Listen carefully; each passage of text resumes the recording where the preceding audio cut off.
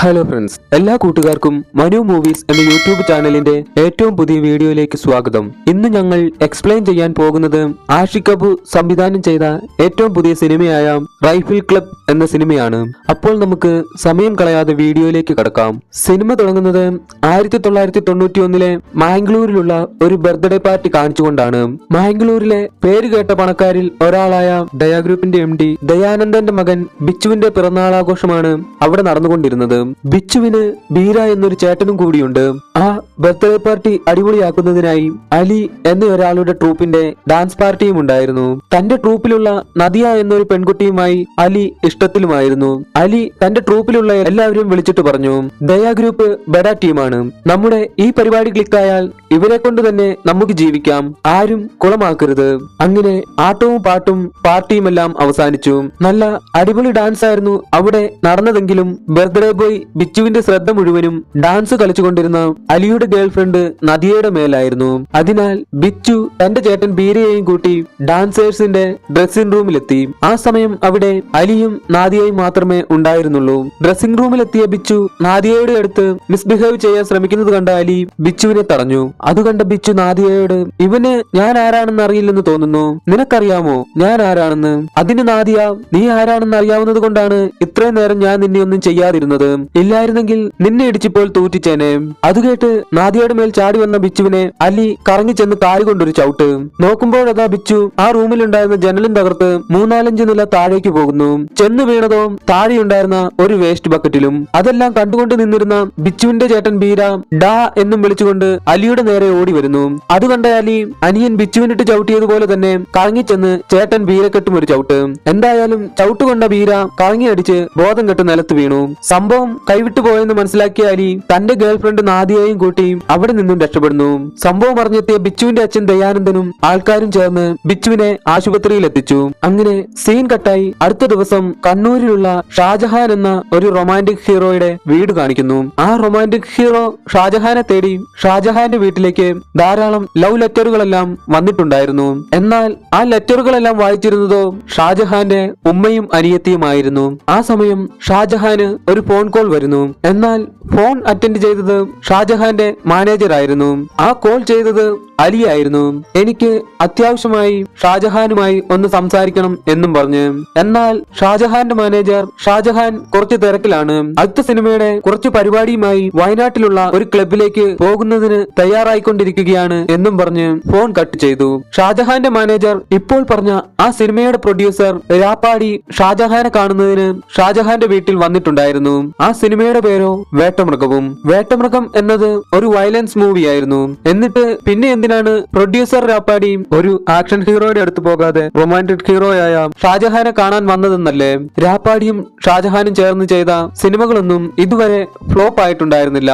അതിനാൽ തന്റെ അടുത്ത സിനിമയായ വേട്ടമൃഗത്തിലേക്ക് ഷാജഹാന്റെ സമ്മതം വാങ്ങുന്നതിനാണ് രാപ്പാടി ഇപ്പോൾ ഷാജഹാന്റെ വീട്ടിൽ വന്നിരിക്കുന്നത്. രാപ്പാടി ഷാജഹാന്റെ അമ്മയോട് പറഞ്ഞു, വേട്ടമൃഗം നല്ല എക്സലന്റ് തീമാണ്. ഷാജഹാൻ ഇതുവരെ ചെയ്തിട്ടില്ലാത്ത ഒരു വേഷമാണിതിൽ. പക്ഷേ അതിന് ഷാജഹാനും കൂടി സമ്മതിക്കണം. ഒരു റൊമാന്റിക് ഹീറോയിൽ നിന്നും ആക്ഷൻ ഹീറോയിലേക്കുള്ള ചുവടുവെപ്പായിരിക്കും ഷാജഹാന്റെ ഈ സിനിമ. എപ്പോഴും ഒരേ വേഷങ്ങൾ തന്നെ ചെയ്താൽ ആൾക്കാരും മടുക്കാൻ തുടങ്ങും. എന്നാൽ അതത്ര എളുപ്പമല്ല. ഇത്രയും നാളും ചോക്ലേറ്റ് ഹീറോ ആയിരുന്ന ഇവനെ ഒരു ആക്ഷൻ ഹീറോ ആക്കുന്നതിനും ഒപ്പം ഈ സിനിമയുടെ മെയിൻ ഭാഗമായ മൃഗങ്ങളെ വേട്ടയാടുന്ന വേട്ടക്കാരുടെ ആറ്റിറ്റ്യൂഡ് മനസ്സിലാകുന്നതിനും തോക്കുകളുടെ ഉപയോഗിക്കേണ്ടത് എങ്ങനെയെന്ന് പഠിക്കുന്നതിനുമായി ഇവിടെ വയനാട്ടിലുള്ള റൈഫിൾ ക്ലബിലേക്ക് കൂട്ടിക്കൊണ്ടു പോകുന്നതിനാണ് ഞാനിപ്പോൾ വന്നിരിക്കുന്നത്. ഷാജഹാൻ ആണെങ്കിൽ ഈ സിനിമയിൽ അഭിനയിക്കാൻ അത്ര താല്പര്യമൊന്നും കാണിക്കുന്നില്ല.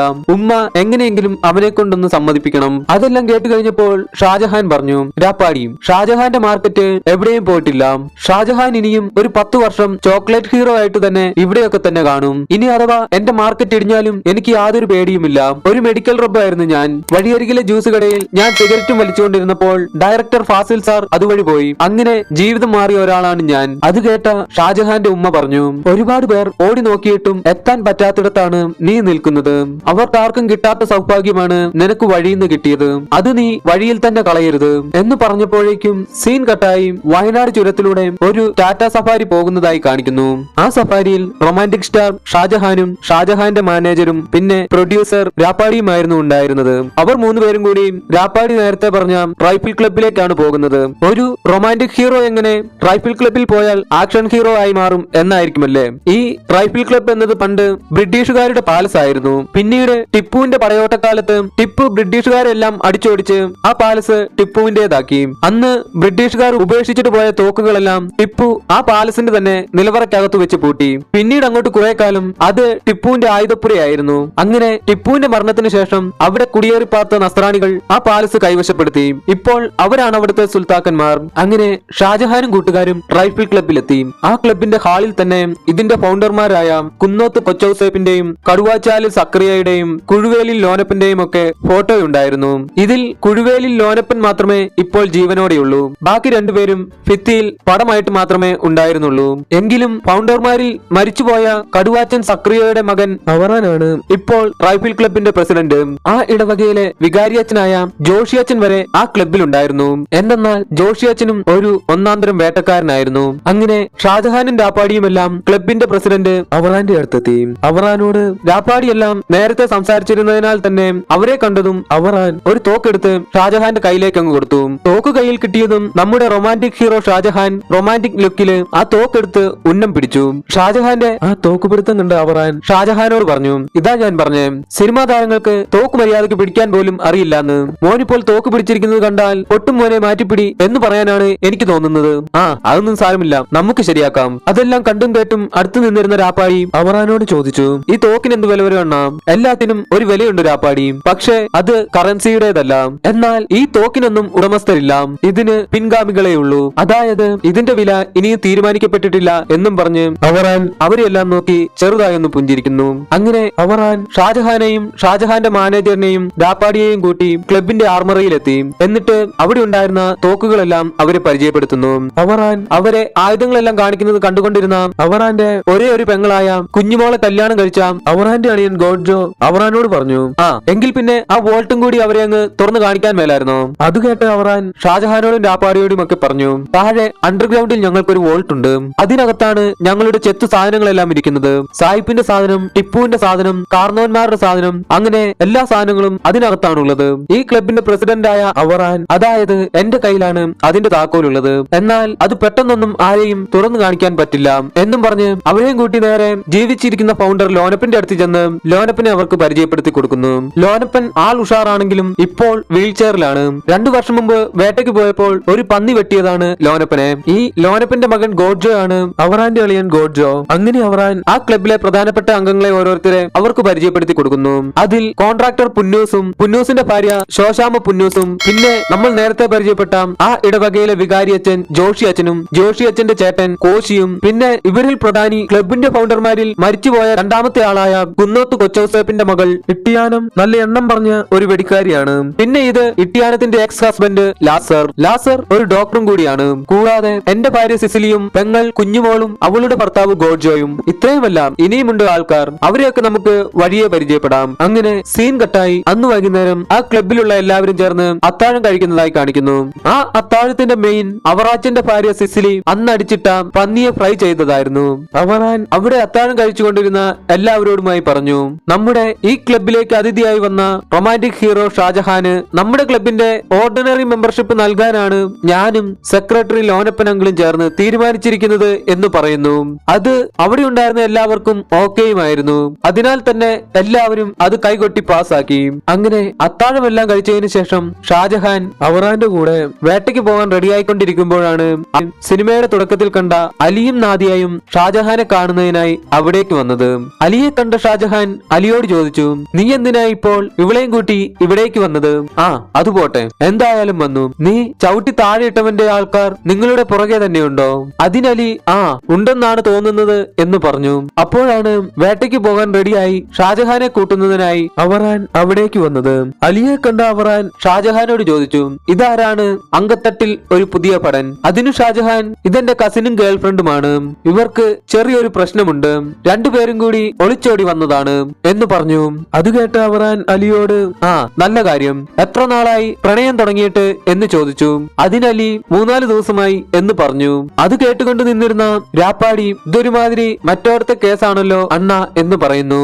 അതിന് അവറാച്ചൻ അതിനിപ്പോ എന്നാണെന്ന്, ഞാനും എന്റെ ഭാര്യ സിസിലിയും കൂടി മദ്രാസിലെ ഒരു ബാറിൽ വെച്ചാണ് ആദ്യമായി കണ്ടത്. കണ്ടപ്പോൾ തന്നെ ഞങ്ങൾക്ക് പരസ്പരം ഇഷ്ടമായി. ആകെ ഒരേ ഒരു ചോദ്യമേ ഞങ്ങൾ ചോദിച്ചുള്ളൂ, നസ്രാണിയാണോ എന്ന്. അതിന്റെ 3-ാം പക്കം ഈ ക്ലബിൽ വെച്ച് ഞങ്ങളുടെ കല്യാണ പാർട്ടി ആയിരുന്നു. അതിനാൽ ഇതെല്ലാം ഞങ്ങൾക്ക് പഴയതാണ് എന്നും പറഞ്ഞ് അവറാൻ തന്റെ ഭാര്യ സിസിലിയുടെ കയ്യിൽ അലിയെയും നാദിയെയും ഏൽപ്പിച്ച് ഷാജഹാനെ എല്ലാം കൂട്ടി വേട്ടയ്ക്ക് പോകാൻ തുടങ്ങുന്നു. അവറാൻ അവരെല്ലാം കൂട്ടി വേട്ടയ്ക്ക് പോകുന്നത് കണ്ട അവറാന്റെ അളിയൻ ഗോഡ്ജോ അവറാനോട് ശിക്കാരി ശംഭു കൂട്ടുകാരെയും കൂട്ടി എങ്ങോട്ടാണ് എന്ന് ചോദിച്ചു. അത് കേട്ട് ആ ക്ലബിലുണ്ടായിരുന്ന എല്ലാവരും പൊട്ടിച്ചിരിക്കാൻ തുടങ്ങി. ഒപ്പം നമ്മുടെ അവറാനും. അങ്ങനെ അവറാനും സംഘവും വേട്ടയ്ക്കിറങ്ങി. അവറാന്റെ കൂടെ ഷാജഹാനും ഷാജഹാന്റെ മാനേജരും പിന്നെ ആ ഇടവകയിലെ വികാരിയച്ഛൻ ജോഷി അച്ഛനും കൂടാതെ 8-10 പണിക്കാരും ഉണ്ടായിരുന്നു. അങ്ങനെ അവറാച്ചനും സംഘവും കാട്ടിലേക്ക് പോയി കഴിഞ്ഞപ്പോൾ സീൻ കട്ടായി അലിയെയും നാദിയെയും കാണിക്കുന്നു. അവരുടെ രണ്ടുപേരുടെയും ചുറ്റിലും ആ ക്ലബിലെ പെൺപടകൾ എല്ലാവരും ഉണ്ടായിരുന്നു. അവരോടെല്ലാം അലിയും നാദിയയും സത്യങ്ങളെല്ലാം പറഞ്ഞു. ഇന്നപോലെ ഒരുത്തിനെ ചവിട്ടി താഴെയിട്ടിട്ടാണ് തങ്ങൾ ഇവിടെ വന്നിരിക്കുന്നത് എന്നുള്ള കാര്യം. അതിനവർ എന്നിട്ട് ആ പയ്യൻ ചത്തോ എന്ന് ചോദിച്ചു. അതിനലി അവനെ തീരെ വയ്യാതെ അവന്റെ ആൾക്കാർ ആശുപത്രിയിൽ എത്തിച്ചിരുന്നു. നാളത്തെ പേപ്പർ നോക്കിയാലേ എന്തെങ്കിലും അറിയാൻ സാധിക്കൂ. അതിനവർ നിങ്ങൾ പേടിക്കേണ്ട, നിങ്ങൾ ഇവിടെ സേഫ് ആണ് എന്നും പറഞ്ഞ് അവരെ റൂമിലേക്ക് അയച്ച് വിശ്രമിച്ചോളാൻ പറയുന്നു. അങ്ങനെ അവരുടെ കഥ കേട്ട് മരവിച്ചു പോയ ഇട്ടിയാനും ആ മരവിപ്പ് മാറ്റുന്നതിനായി തന്റെ കൂട്ടുകാരി സൂസനയും കൂട്ടി പുറത്തു വന്ന് സിഗരറ്റ് വലിച്ചുകൊണ്ടിരിക്കുമ്പോഴാണ് ആ ക്ലബിലേക്ക് ഒരു പുതിയ വണ്ടി വരുന്നത്. ആ വണ്ടിയിൽ ഉണ്ടായിരുന്നത് അലി ചവിട്ടി താഴെയിട്ട ബിച്ചുവിന്റെ ചേട്ടൻ ബീര ആയിരുന്നു. ബീരായെ കണ്ട ഇട്ടിയാനും ബീരായോട് ആരാണെന്ന് ചോദിച്ചു. എന്നാൽ കള്ളും കഞ്ചാവും എല്ലാം വലിച്ച് കിളി പോയിരുന്ന ബീര മുളയാണെന്ന് കണ്ട ഇട്ടിയാനും തന്റെ കയ്യിലുണ്ടായിരുന്ന തോക്കെടുത്ത് ബീരായെ കാണിച്ചു. അത് കണ്ട ബീര ഇട്ടിയാനത്തെ നോക്കി ഒരു ചിരിയും ചിരിച്ച് ഒന്നും മിണ്ടാതെ അവിടെ നിന്നും തിരികെ പോകുന്നു. എന്നിട്ട് തന്റെ കൂടെ വന്നവരോട് അവർ ഇതിനകത്തുണ്ട് എന്ന് പറയുന്നു. അങ്ങനെ ബീര അവിടെ നിന്നും തിരികെ ടൗണിലെത്തി ഒരു എസ്റ്റിഡി ബൂത്തിൽ കയറി തന്റെ അച്ഛൻ ദയാനന്ദനെ ഫോൺ ചെയ്യുന്നു. ദയാനന്ദൻ ആ സമയം ബിച്ചുവിനെ അഡ്മിറ്റ് ചെയ്ത ആശുപത്രിയിലായിരുന്നു. ബീര പറഞ്ഞു, അപ്പാ ഞാൻ അവരെ കണ്ടുപിടിച്ചു, ഞാൻ അവരുടെ അടുത്തേക്ക് പോവുകയാണ്. അതിനച്ഛൻ വേണ്ട മോനെ, ഞാനും അവിടേക്ക് വരാം, നമുക്ക് ഒരുമിച്ച് അങ്ങോട്ട് പോകാം എന്ന് പറഞ്ഞു. അവരങ്ങനെ ഫോണിലൂടെ സംസാരിച്ചു കൊണ്ടിരിക്കുമ്പോഴാണ് ബിച്ചുവിന്റെ അച്ഛനോട് ഒരാൾ വന്ന് ഐസിയുലായിരുന്ന ബിച്ചു മരിച്ചു എന്ന് ഡോക്ടർ പറഞ്ഞു എന്ന് പറയുന്നത്. അയാൾ പറഞ്ഞത് ഫോണിലൂടെ ബീര കേൾക്കുന്നുണ്ടായിരുന്നു. അത് കേട്ട ബീര അച്ഛനോട്, അച്ഛാ എന്താ അയാൾ പറഞ്ഞത്, ബിച്ചു മരിച്ചോ? അതിനച്ഛൻ നീ എന്താ പറയുന്നത്, അങ്ങനെയൊന്നും സംഭവിച്ചിട്ടില്ല എന്ന് പറഞ്ഞു. എന്നാൽ അച്ഛൻ തന്നോട് എന്തോ മറയ്ക്കുന്നുണ്ടെന്ന് മനസ്സിലാക്കിയ ബീര ഫോൺ കട്ട് ചെയ്യുന്നു. ബീരായുടെ കൂടെ ബീരായുടെ ചിറ്റപ്പനും വന്നിട്ടുണ്ടായിരുന്നു. ചിറ്റപ്പൻ ബീരായോട് ചോദിച്ചു, എന്താണ് അച്ഛൻ പറഞ്ഞത്? അതിന് ബീര അവരെല്ലാം കൊന്നു കളഞ്ഞേക്കാൻ പറഞ്ഞു എന്ന് പറയുന്നു. അങ്ങനെ അവർ വീണ്ടും റൈഫിൾ ക്ലബിലേക്ക് വണ്ടി തിരിച്ചു. അപ്പോൾ സീൻ കട്ടായി റൈഫിൾ ക്ലബ് കാണിക്കുന്നു. ആ ക്ലബിൽ ശരിക്കും രാത്രിയും പകലും എന്നൊന്നുമില്ലായിരുന്നു.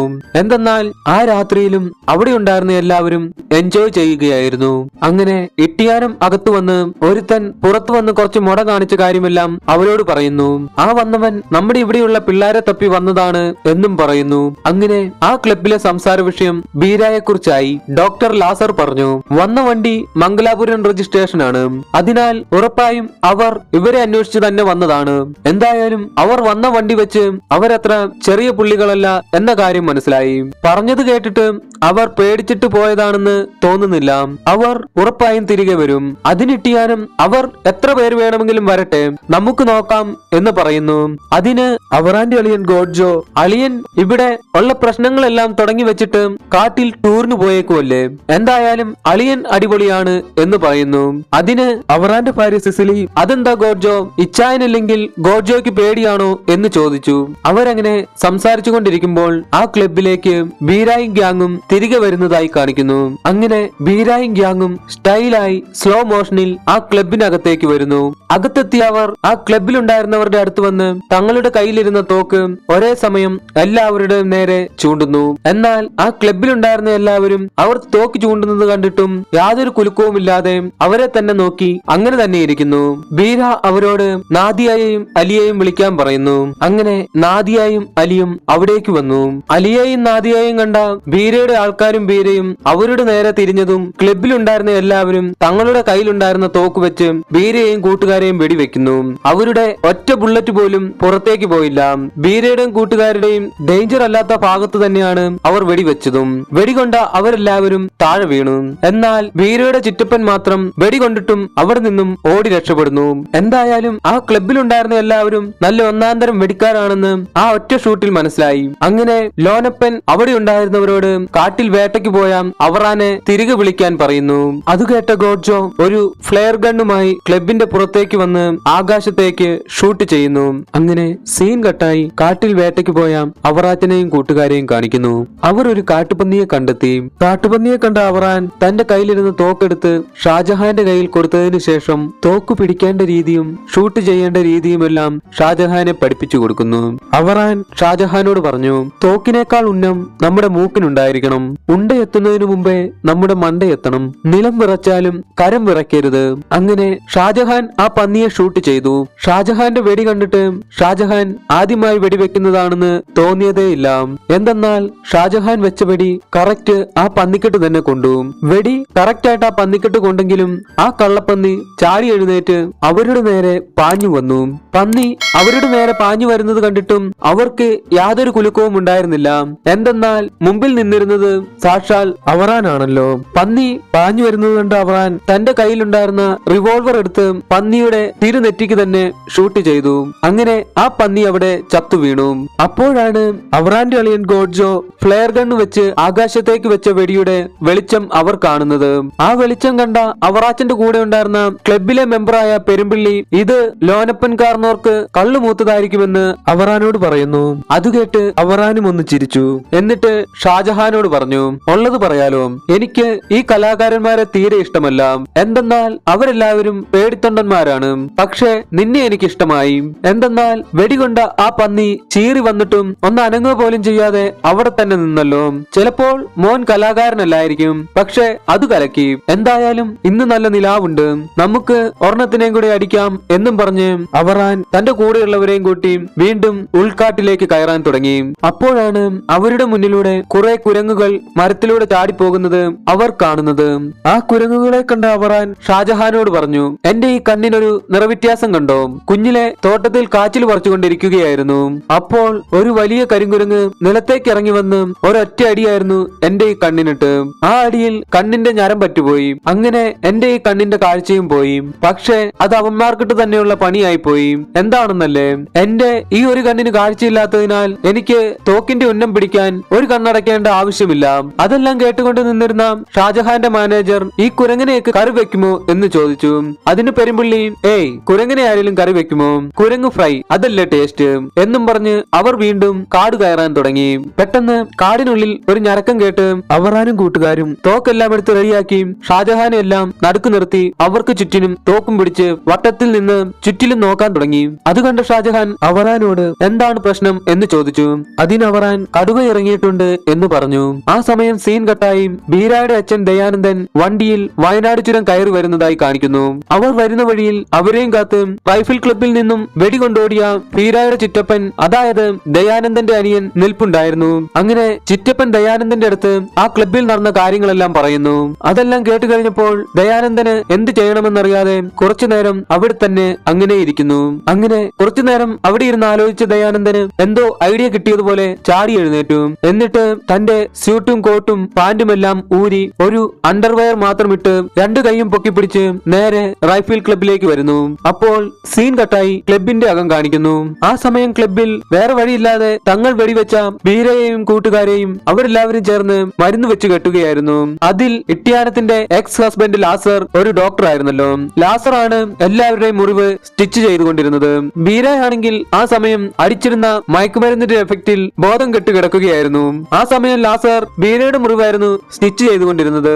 എന്നാൽ സ്റ്റിച്ചിങ് പകുതിയായപ്പോഴേക്കും മയങ്ങിക്കിടന്നിരുന്ന ബീര മയക്കത്തിൽ നിന്നും ഉണർന്നു. ചുറ്റിനും നിൽക്കുന്നവരെല്ലാം കണ്ട് ബീര പാനിക്കാകാൻ തുടങ്ങി. അത് കണ്ട ലാസർ, മോനെ അടങ്ങിയിരിക്കൂ, മുറിവിനിയും സ്റ്റിച്ച് ചെയ്ത് കഴിഞ്ഞിട്ടില്ല, അനങ്ങിയാൽ സ്റ്റിച്ച് പൊട്ടും എന്ന് പറയുന്നു. എന്നാൽ അവർ തന്നെ ഉപദ്രവിക്കാൻ ശ്രമിക്കുകയാണ് എന്ന് കരുതി ബീര അവിടെ ഉണ്ടായിരുന്ന ഒരു കത്തി കയ്യിൽ എടുത്തു പിടിച്ചതിനു ശേഷം എല്ലാവരോടും ഇത് ചെറിയൊരു സ്ക്രാച്ച് ആണ്, നിങ്ങൾ എന്നെ കൊല്ലാൻ ശ്രമിക്കുകയാണ് എന്നും പറഞ്ഞ് അലറാൻ തുടങ്ങി. അത് കേട്ട ലാസർ, മോനെ അത് സ്ക്രാച്ച് അല്ല, അകത്തും നല്ല ബ്ലീഡിംഗ് ഉണ്ട്. നീ അടിച്ചതെന്തോ കൂടിയ സാധനമാണെന്ന് തോന്നുന്നു. അതിനാലാണ് നിനക്ക് വേദന അറിയാത്തത്. നീ ഇനിയും ഇങ്ങനെ പാനിക് ആയിക്കൊണ്ടിരുന്നാൽ അറ്റാക്ക് വരാനുള്ള സാധ്യതയുണ്ട്. നീ കുറച്ചു നേരം അടങ്ങിയിരുന്നാൽ ഞാൻ സ്റ്റിച്ചിങ് പൂർത്തിയാക്കാം എന്ന് പറയുന്നു. എന്നാൽ അവർ പറയുന്നത് വിശ്വാസമാകാത്ത ബീര അവർ തന്നെ വീണ്ടും ഉപദ്രവിക്കാൻ ശ്രമിക്കുകയാണ് എന്നും കരുതി പേടിച്ച് അവിടെ ഉണ്ടായിരുന്ന ഒരു മേശയുടെ അടിയിൽ കയറി ഒളിക്കുന്നു. അപ്പോഴാണ് നമ്മുടെ ബീരയുടെ അച്ഛൻ ദയാനന്ദൻ അണ്ടർവയർ മാത്രമിട്ട് കയ്യും പൊക്കി പിടിച്ച് ആ ക്ലബിനകത്തേക്ക് വന്നത്. അകത്തേക്ക് വന്ന ദയാനന്ദൻ അവിടെ ഉണ്ടായിരുന്നവരോട് പറഞ്ഞു, ഞാൻ കീഴടങ്ങിയാണ് വന്നിരിക്കുന്നത്. എന്റെ പേര് ദയാനന്ദ്. ഞാൻ മാംഗ്ലൂരിൽ നിന്നുമാണ് വരുന്നത്. എനിക്ക് എന്റെ മകനെ വേണം. ദയാനന്ദൻ അവിടെ സംസാരിച്ചു കൊണ്ടിരുന്നത് അകത്ത് മേശയുടെ അടിയിൽ ഒളിച്ചിരുന്ന ബീര കേൾക്കുന്നു. അച്ഛന്റെ സൗണ്ട് കേട്ട ബീര അപ്പ എന്നും വിളിച്ച് ദയാനന്ദന്റെ അടുത്തേക്ക് ഓടി വരുന്നു.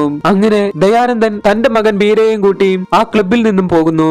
അങ്ങനെ ഒന്നിനു പുറകെ ഒന്നായി പുതിയ പുതിയ ആൾക്കാർ ക്ലബിലേക്ക് വരുന്നത് കണ്ട ലോനപ്പൻ അവറാച്ചന്റെ ഭാര്യ സിസിലിയോട് എത്രയും വേഗം അവറാച്ചനെ വിവരം അറിയിക്കാൻ പറയുന്നു. അങ്ങനെ സിസിലി തങ്ങളുടെ വേട്ട നായയായ റൂബിയുടെ കഴുത്തിലെ ബെൽറ്റിൽ ഒരു ലെറ്റർ എഴുതി വെച്ചതിനു ശേഷം റൂബിയെ അവറാന്റെ അടുത്തേക്ക് അയക്കുന്നു. അപ്പോൾ സീൻ കട്ടായി അവറാനെ കാണിക്കുന്നു. അവറാനും കൂട്ടുകാരും അപ്പോഴും പുലി ഇറങ്ങിയതിനാൽ അനങ്ങാതെ തോക്കും പിടിച്ച് അങ്ങനെ തന്നെ നിൽക്കുകയായിരുന്നു. അവറാൻ ഷാജഹാനോട് പറഞ്ഞു, ഈ കാടിന് ഒരു നിയമമുണ്ട്. കൊന്നാൽ തിന്നോണം, അതിന് കഴിയില്ലെങ്കിൽ കൊല്ലാൻ പാടില്ല. അപ്പോഴാണ് റൂബി അവരുടെ അടുത്തേക്ക് വരുന്ന ശബ്ദം അവർ കേട്ടത്. അങ്ങനെ റൂബി അവരുടെ അടുത്തെത്തിയതും പെട്ടെന്ന് ഒരു കടുവ റൂബിയുടെ മേൽ ചാടി വീഴുന്നു. ആ കടുവ റൂബിയെ കടിച്ചു കീറി കൊല്ലുന്നു. അങ്ങനെ റൂബിയെയും കൊണ്ട് കടുവ അവിടെ നിന്നും പോയി. എന്നാൽ റൂബിയുടെ തല മാത്രം അവിടെ കിടപ്പുണ്ടായിരുന്നു. അതുകൊണ്ട് അവറാൻ സങ്കടത്തിൽ നോക്കി നിൽക്കുമ്പോഴാണ് റൂബിയുടെ കഴുത്തിലുണ്ടായിരുന്ന ബെൽറ്റിൽ ഒരു ലെറ്റർ ഇരിക്കുന്നത് കാണുന്നത്. അങ്ങനെ അവറാൻ ആ ലെറ്റർ എടുത്ത് വായിച്ചു നോക്കുന്നു. അതിൽ ക്ലബ് അണ്ടർ അറ്റാക്ക് എന്നായിരുന്നു എഴുതിയിരുന്നത്. അങ്ങനെ സീൻ കട്ടായി നേരം വെളുക്കുന്നതായി കാണിക്കുന്നു. എന്നാൽ ആ സുപ്രഭാതം ബീരയുടെ അച്ഛൻ ദയാനന്ദന് അത്ര നല്ലതായിരുന്നില്ല. എന്തെന്നാൽ ക്ലബിൽ നിന്നും വെടിയേറ്റിരുന്ന ബീര മരിച്ചിരുന്നു. തന്റെ രണ്ടു മക്കളെ നഷ്ടപ്പെട്ട ദയാനന്ദന് പിന്നീട് ഒരു ചിന്തയെ ഉണ്ടായിരുന്നുള്ളൂ. എന്തെന്നാൽ തന്റെ മക്കളുടെ മരണത്തിന് കാരണമായവരെ ഇല്ലാതാക്കുക എന്നത്. എന്നാൽ തന്റെ മക്കളുടെ കയ്യിലിരിപ്പ് കൊണ്ടാണ് ഇങ്ങനെയൊക്കെ സംഭവിച്ചത് എന്ന് ഒരിക്കൽ പോലും ദയാനന്ദൻ ചിന്തിച്ചില്ല. അങ്ങനെ ദയാനന്ദൻ തന്റെ ആൾക്കാരെയും കൂട്ടി ക്ലബിലേക്ക് പുറപ്പെട്ടു. അപ്പോൾ സീൻ കട്ടായി റൈഫിൾ ക്ലബ്ബ് കാണിക്കുന്നു. ആ ക്ലബിലുണ്ടായിരുന്നവർക്ക് ഇന്ന് ഇവിടെ വലിയ സംഭവം നടക്കാൻ പോവുകയാണെന്നുള്ള കാര്യം നേരത്തെ അറിയാമായിരുന്നു. അതിനാൽ അവിടുത്തെ പള്ളി വികാരി ജോഷി അച്ഛന്റെ ചേട്ടൻ കോശി ആ ക്ലബിലുണ്ടായിരുന്ന കുട്ടികളെയെല്ലാം ഒരു വാനിൽ കയറ്റി അവിടെ നിന്നും കൂട്ടിക്കൊണ്ടുപോകുന്നു. അങ്ങനെ ദയാനന്ദനും ദയാനന്ദന്റെ ആൾക്കാരും ക്ലബിന്റെ അടുത്തെത്തി. വന്ന പാടെ തന്നെ അവർ അവരുടെ കലാപരിപാടി ആരംഭിച്ചു. എന്തിനും തയ്യാറായി നിന്നിരുന്ന ക്ലബിലെ അംഗങ്ങളും ദയാനന്ദനോടും ദയാനന്ദന്റെ ആൾക്കാരോടും ചെറുത്തുനിൽപ്പ് തുടങ്ങി. ദയാനന്ദന്റെ ആൾക്കാരുടെ കയ്യിലാണെങ്കിൽ മെഷീൻ ഗൺസും സ്നൈപ്പറും പിസ്റ്റലും ഒക്കെയായിരുന്നു ഉണ്ടായിരുന്നത്. എന്നാൽ നമ്മുടെ ക്ലബിലെ ആൾക്കാരുടെ കയ്യിലുണ്ടായിരുന്നത് ഡബിൾ ബാരൽ ഗണ്ണും. എന്തൊക്കെയായാലും അത്രയും മെഷീൻ ഗണ്ണും സ്നൈപ്പറും ഒക്കെ ഉണ്ടായിട്ടും ദയാനന്ദന്റെ ആൾക്കാർക്ക് ക്ലബ്ബ് കീഴടക്കാൻ കഴിയുന്നുണ്ടായിരുന്നില്ല. അത്രയ്ക്ക് പവർഫുൾ ആയിട്ടാണ് ക്ലബിലെ അംഗങ്ങൾ അവരോട് ചേർത്തു നിന്നത്. എങ്കിലും ദയാനന്ദന്റെ കൂട്ടത്തിലുള്ള സ്നൈപ്പർമാൻ ആളൊരു കില്ലാടിയായിരുന്നു. എന്തെന്നാൽ സ്നൈപ്പർ ഷൂട്ടിൽ ക്ലബിലുള്ള രണ്ടു പേർക്ക് നല്ല രീതിയിൽ തന്നെ പരിക്ക് പറ്റി. ക്ലബിലെ അംഗങ്ങൾക്ക് നല്ല രീതിയിൽ അടി കിട്ടുന്നുണ്ടെന്ന് മനസ്സിലാക്കിയ എല്ലാവരും ലോനപ്പന്റെ അടുത്തേക്ക് വന്നു. ലോനപ്പന്റെ മകൻ ഗോർജോ ലോനപ്പനോട് പറഞ്ഞു, അവരുടെ കയ്യിൽ എല്ലാം പുതിയ മോഡൽ മെഷീൻ ഗൺസ് ആണുള്ളത്. പോരാത്തതിന് സ്നൈപ്പറുമുണ്ട്. അതിനാൽ നമുക്കും നമ്മുടെ വാൾട്ടിലുള്ള തോക്കെല്ലാം എടുക്കേണ്ടി വരും എന്ന് പറയുന്നു. അത് കേട്ട ലോനപ്പൻ അതെടുക്കാം, പക്ഷേ അതിന്റെ താക്കോലും അവറാന്റെ കയ്യിലാണുള്ളത്. അത് കേട്ട ഗോർജോ വേറെ ഒന്നും ചിന്തിച്ചില്ല. നേരെ ഒരു ഗ്യാസ് കുറ്റിയും എടുത്തോണ്ട് വന്ന് ആ വാൾട്ടിന്റെ മുമ്പിലുള്ള ഡോറിന്റെ അടുത്ത് കൊണ്ടുവച്ചതിന് ശേഷം ആ ഗ്യാസ് കുറ്റി പൊട്ടിക്കുന്നു. അങ്ങനെ വാൾട്ടിന്റെ ഡോർ തകർന്നു. അങ്ങനെ ഗോർജോ ആ വാൾട്ടിനുള്ളിൽ വന്ന് നോക്കുമ്പോഴാണ് അവിടെ തോക്ക് പോയിട്ട് ഒരു ഉണ്ട പോലും ഇല്ലെന്നുള്ള കാര്യം അറിയുന്നത്. അതറിഞ്ഞ ഗോർജോ നേരെ അച്ഛൻ ലോനപ്പന്റെ അടുത്ത് വന്ന് തോക്കും ചൂണ്ടി ലോനപ്പനോട് ചോദിച്ചു, ആ വോൾട്ടിൽ ഉണ്ടായിരുന്ന തോക്കെല്ലാം എവിടെയാണപ്പാ? അത് കണ്ടുകൊണ്ട് നിന്നിരുന്ന ഇട്ടിയാനം, നീ അച്ഛന്റെ നേരെ തോക്ക് ചൂണ്ടാറായോ? നിനക്ക് അത്രയ്ക്ക് ധൈര്യമുണ്ടെങ്കിൽ പൊട്ടിക്കള എന്ന് പറയുന്നു. അതിന് ലോനപ്പൻ, ഇട്ടി അവനെ കൂടുതൽ മൂപ്പിക്കേണ്ട, അവൻ എന്റെ വിത്താണ്, ചിലപ്പോൾ പൊട്ടിക്കും. അതിന് ഗോർജോ, ഇത് നിങ്ങളും അവറാനും തമ്മിലുള്ള കളിയാണെന്ന് എനിക്കറിയാം, തോക്ക് എവിടെയാണെന്ന് പറ.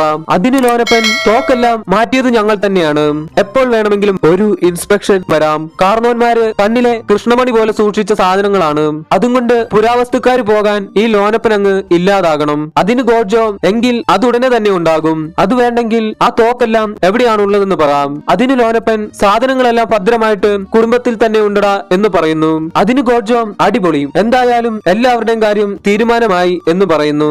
ആ സമയം ക്ലബിലുള്ള എല്ലാവരും മീറ്റിംഗ് കൂടിക്കൊണ്ടിരുന്നതിനാൽ ക്ലബിൽ നിന്നും ഫയറിംഗ് ഒന്നും വരുന്നില്ല എന്ന് കണ്ട ദയാനന്ദന്റെ ആൾക്കാർ പതിയെ ക്ലബിനടുത്തേക്ക് കയറി വരാൻ തുടങ്ങിയിരുന്നു. അപ്പോഴാണ് നമ്മുടെ അവറാനും പിള്ളേരും ടയറിൽ തൂങ്ങി അവിടേക്ക് വന്നതോ ആ സ്നൈപ്പറും പിടിച്ചു നിന്നവന്റെ തലയും തുളച്ചുകൊണ്ട്. വന്നിറങ്ങിയ പാറ തന്നെ അവറാനും പിള്ളേരും ആക്രമണം തുടങ്ങിയിരുന്നു. ക്ലബിലേക്ക് കയറി വന്നുകൊണ്ടിരുന്ന ദയാനന്ദന്റെ ആൾക്കാർ വന്നതിനേക്കാൾ സ്പീഡിലാണ് തോക്കും പൊക്കിപ്പിടിച്ച് തിരികെ ഓടിയത്. അങ്ങനെ അവറാനും പിള്ളേരും ക്ലബിനകത്തെത്തി. അവറാന്റെ കൂടെ വികാരി അച്ഛൻ ജോഷിയും ഉണ്ടായിരുന്നു. ജോഷി അച്ഛനും നല്ല ഒന്നാന്തരം വെടിക്കാരനായിരുന്നു. അങ്ങനെ ക്ലബിലുള്ള എല്ലാവരോടും ജോഷി അച്ഛൻ പറഞ്ഞു, ഹിംസയെ സപ്പോർട്ട് ചെയ്യുന്ന ഒട്ടനവധി സൂക്തങ്ങൾ നമ്മുടെ ഗ്രന്ഥങ്ങളിൽ ഉണ്ടെങ്കിലും ഈ അവസരത്തിൽ എന്റെ മനസ്സിലേക്ക് ഓടിയെത്തുന്നത് ഈ വരികളാണ്. വിശപ്പിനു വേണ്ടിയും ആത്മരക്ഷയ്ക്ക് വേണ്ടിയും മറ്റൊരു ജീവൻ എടുക്കുന്നതിൽ തെറ്റില്ല, എല്ലാത്തിനെയും തട്ടിയേക്കാം. അതെല്ലാം കേട്ടുകൊണ്ടിരുന്ന ഗോർജോ പറഞ്ഞു, നമ്മുടെ കയ്യിൽ ഇനി ആകെ 45 ബുള്ളറ്റേ ഉള്ളൂ, ഇത് വെച്ചെങ്ങനെ നമ്മൾ ഡിഫെൻഡ് ചെയ്യും എന്ന് പറ. അതിന് ലോനപ്പൻ, അവർ ഇനി ആകെ ഉള്ളത് 13 പേരാണ്, ഒരുത്തന് 3 ഉണ്ട വെച്ച് കണക്കാക്കാം. നമ്മൾ എണ്ണം പറഞ്ഞ വെടിക്കാരാണെങ്കിൽ 6 ഉണ്ട മിച്ചം വരണം. നിലം വിറച്ചാലും കരം വിറയ്ക്കരുത്, ജയ് മകിഴ്മതി. അങ്ങനെ വീണ്ടും യുദ്ധം ആരംഭിച്ചു. അങ്ങനെ ആ യുദ്ധം കുറച്ചു നേരത്തേക്ക് രണ്ടുപേരും കട്ടയ്ക്ക് തന്നെയാണ് നിന്നിരുന്നത്. എന്നാൽ അപ്പോഴേക്കും ദയാനന്ദന്റെ അടുത്തേക്ക് പുതിയതായി കുറച്ചു പേർ കൂടി ജോയിൻ ചെയ്തു. അങ്ങനെ ദയാനന്ദന്റെ ആൾക്കാരും പതിയെ ക്ലബിലേക്ക് ആക്രമിച്ചു കയറാൻ തുടങ്ങി. എങ്കിലും ക്ലബിലുള്ളവർ തങ്ങളുടെ ചെറുത്തുനിൽപ്പ് തുടർന്നുകൊണ്ട് തന്നെയിരുന്നു. ദയാനന്ദന്റെ ആൾക്കാർ ക്ലബിലേക്ക് പതിയെ കയറി വന്നുകൊണ്ടിരുന്നെങ്കിലും അവരുടെ ആൾക്കാരുടെ എണ്ണത്തിൽ കുറവ് വരുന്നുണ്ടായിരുന്നു. എന്തെന്നാൽ അത്രയ്ക്ക് നല്ല വെടിക്കാരായിരുന്നു ക്ലബിലുണ്ടായിരുന്നവർ. വികാരി അച്ഛനാണെങ്കിൽ കുർബാന ചൊല്ലാൻ മാത്രമല്ല നല്ല ഒന്നാന്തരമായി വെടിവെക്കാൻ അറിയാമെന്നും തെളിയിച്ചു. ആ ക്ലബിലെ ആണുങ്ങളും പെണ്ണുങ്ങളും എല്ലാം നല്ല മുറ്റുവെടിക്കാരായിരുന്നു. ഒരാൾക്ക് 3 ഉണ്ട വെച്ച് കണക്ക് കൂട്ടിയെങ്കിലും എല്ലാവരെയും ഒറ്റയുണ്ടയിൽ തന്നെ അവർ അടിച്ചിടാൻ തുടങ്ങി. സത്യം പറഞ്ഞാൽ ആ ക്ലബിലുണ്ടായിരുന്ന എല്ലാവരും ഈ യുദ്ധം ഒരു ഹണ്ടിങ് പോലെ എൻജോയ് ചെയ്യുകയായിരുന്നു. അങ്ങനെ അവസാനം ദയാനന്ദനും ആൾക്കാരും ആ ക്ലബിനകത്ത് കയറി. ആൾക്കാരില്ലായിരുന്നു, ദയാനന്ദൻ മാത്രമേ അവസാനം ബാക്കിയുണ്ടായിരുന്നുള്ളൂ. ബാക്കിയുള്ള എല്ലാവരെയും ക്ലബിലുണ്ടായിരുന്ന എല്ലാവരും ചേർന്ന് തീർത്തിരുന്നു. ഒറ്റക്കായെങ്കിലും അവരോടുള്ള കണക്കു തീർക്കലാണ് തനിക്ക് പ്രധാനം എന്നും പറഞ്ഞ് ദയാനന്ദനും ക്ലബിനകത്തേക്ക് തന്നെ വന്നു. അകത്ത് മുഴുവൻ തേടി നോക്കിയെങ്കിലും ദയാനന്ദന് ഒരുത്തരെ പോലും കണ്ടെത്താൻ കഴിഞ്ഞില്ല. അങ്ങനെ അവിടെ മുഴുവനും കറങ്ങി നടന്ന് അവസാനം ഒരു വാതിലും തള്ളി തുറന്ന് അകത്തേക്ക് വന്ന ദയാനന്ദൻ ഒരു നിമിഷം സ്റ്റക്കായി അനങ്ങാതെ നിൽക്കുന്നു. എന്താണെന്നല്ലേ, ആ ക്ലബിലുണ്ടായിരുന്ന സകല എണ്ണവും തോക്കും പിടിച്ച് അവിടെ നിൽപ്പുണ്ടായിരുന്നു. ദയാനന്ദന് എന്ത് പറയണമെന്ന് ഒന്നും അറിയില്ലായിരുന്നു. അങ്ങനെ ദയാനന്ദന്റെ തലച്ചോറിൽ തോക്കിന്റെ കാഞ്ചി വലിക്കുന്നതിനെ കുറിച്ച് ആലോചിച്ച് ആ ചിന്ത വിരലിന്റെ അറ്റത്തെത്തിയപ്പോഴേക്കും അവിടെ ഉണ്ടായിരുന്ന ക്ലബിലെ അംഗങ്ങൾ എല്ലാവരും ചേർന്ന് ദയാനന്ദന്റെ നെഞ്ച് അരിപ്പ പോലെയാക്കി. എന്തായാലും റൈഫിൾ ക്ലബ്ബ് മുഴുവനും ചോര കൊണ്ട് കഴുകിയെടുത്തു. അതോടെ ഈ സിനിമയും അവസാനിച്ചു. കൂട്ടുകാർക്ക് എല്ലാവർക്കും ഈ വീഡിയോ വളരെയധികം ഇഷ്ടമായെന്ന് വിശ്വസിക്കുന്നു. ആർക്കെങ്കിലും ഏതെങ്കിലും സിനിമയുടെ എക്സ്പ്ലനേഷൻ വേണമെങ്കിൽ കമന്റ് ബോക്സിൽ എഴുതി അറിയിക്കുക. വീഡിയോ കണ്ട എല്ലാ കൂട്ടുകാർക്കും നന്ദി. അടുത്ത വീഡിയോയിൽ കാണുന്നതുവരെ ബൈ.